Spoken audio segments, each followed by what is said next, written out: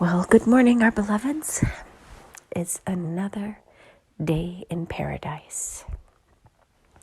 How you perceive your reality will matter more this coming year than you realize. So we want to start with some measurable, important decisions that you can make each and every day.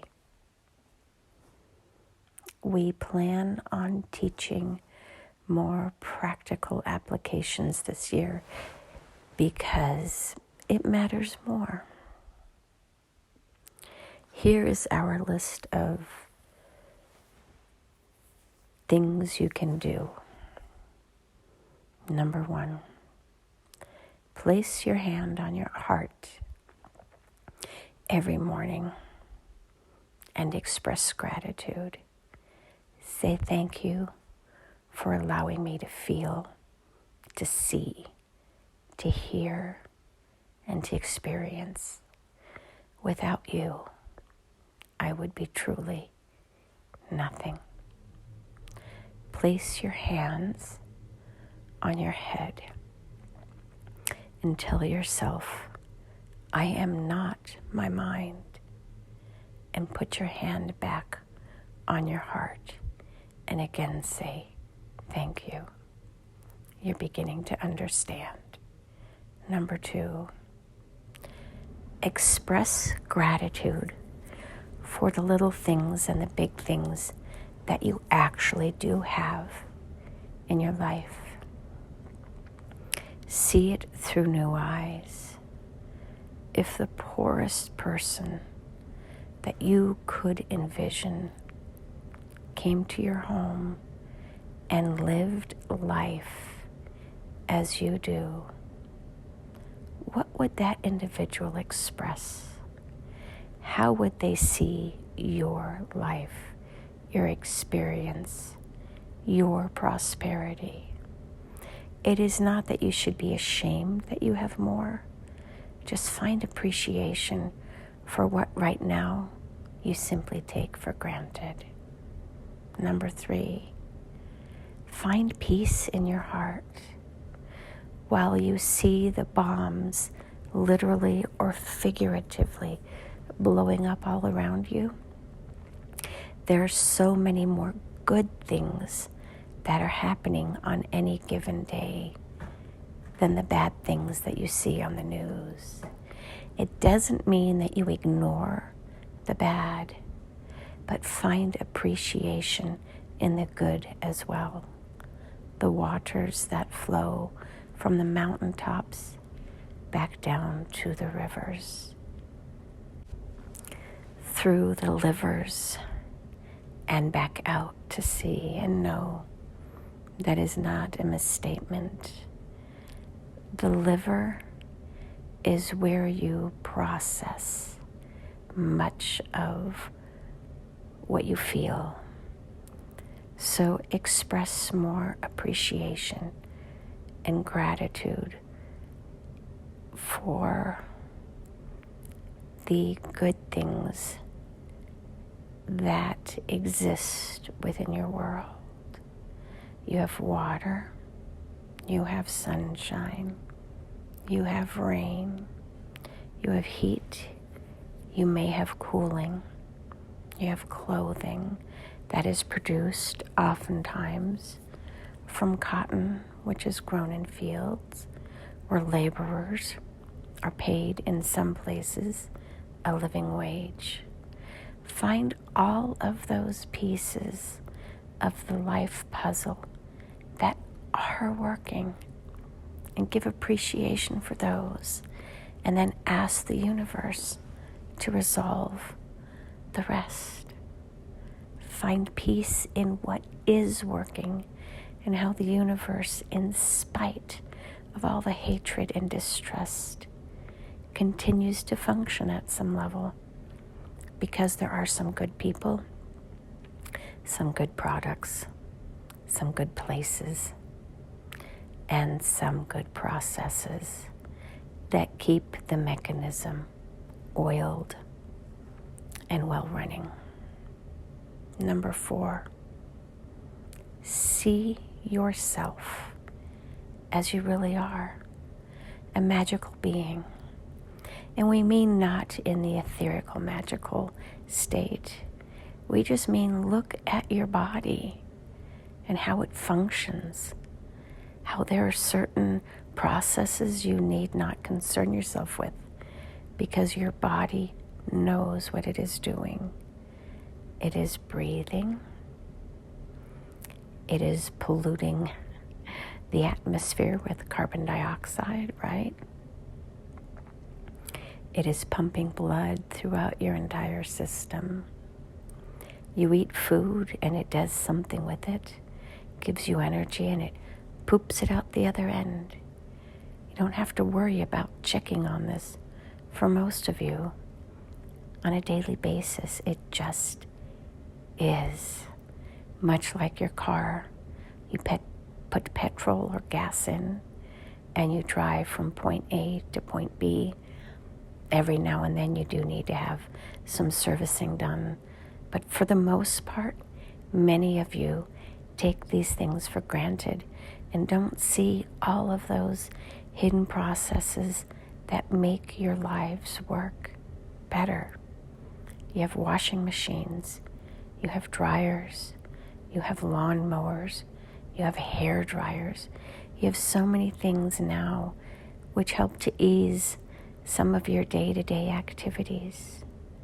Find beauty and appreciation in that as you focus on what is working and less on what is not. You will shift your point of concentration to that of solutions instead of just anger and vitriol. And lastly, number 5, see yourself as you really are, a living being who came here to experience life in its fullest. You are not meant to be a cog in a wheel or a hamster just running around and around in a cage. You are meant to explore fully in this universe. And that means that some of you will die. Stop playing safe so much. Yes, wear your seatbelts and your helmets. That's good and prudent.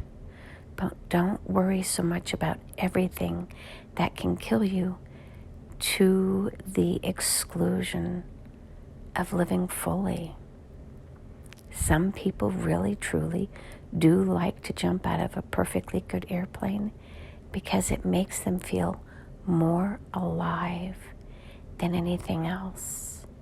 But they are prudent because they pack a backpack with a parachute and other things that are needed in order to keep them safe until they are retrieved. Find something that pushes your own envelope.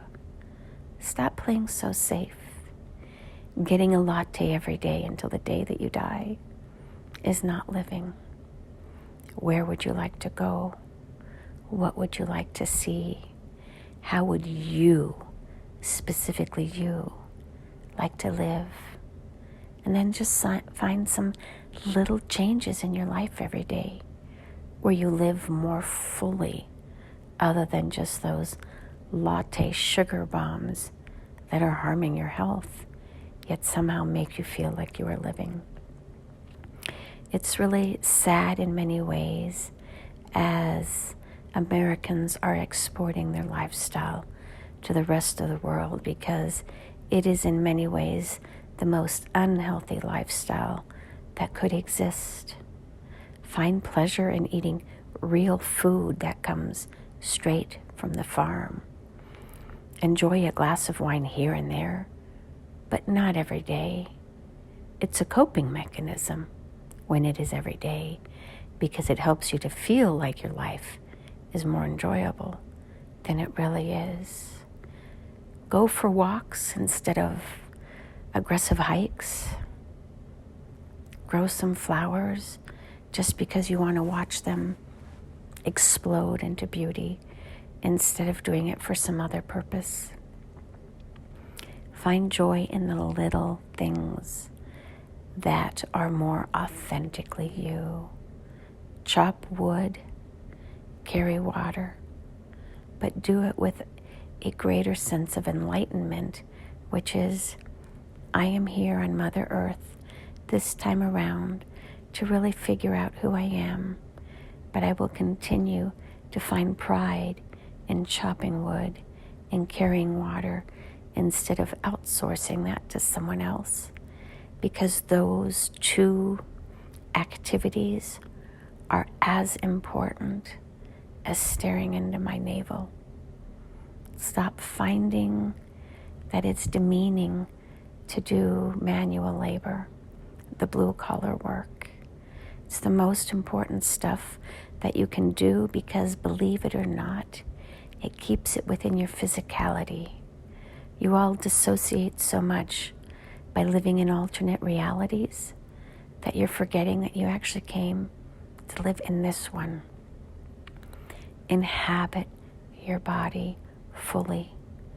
Go out and chop down trees, chop wood, make kindling, make a fire on your own instead of having a gas-lit stove. Find beauty in the simplicity of just watching a beetle walk across the ground. Observe that beetle and recognize that that beetle is exactly as much of a sentient being as you. And then try to put your physicality into that little beetle and envision what its life must be like. It toils every day, and yet it exists every day and finds in many ways more enjoyment in its simple life than you and your complex life, because it knows who it is. He or she is a beetle, and he or she knows exactly what they are here to do. The beetle does not question whether it is a male or a female assigned at birth. It simply is a beetle and expresses itself or themselves as it is. So stop trying to put everybody into a box and just figure out who you are while you chop wood and carry water. And so it is. Namaste.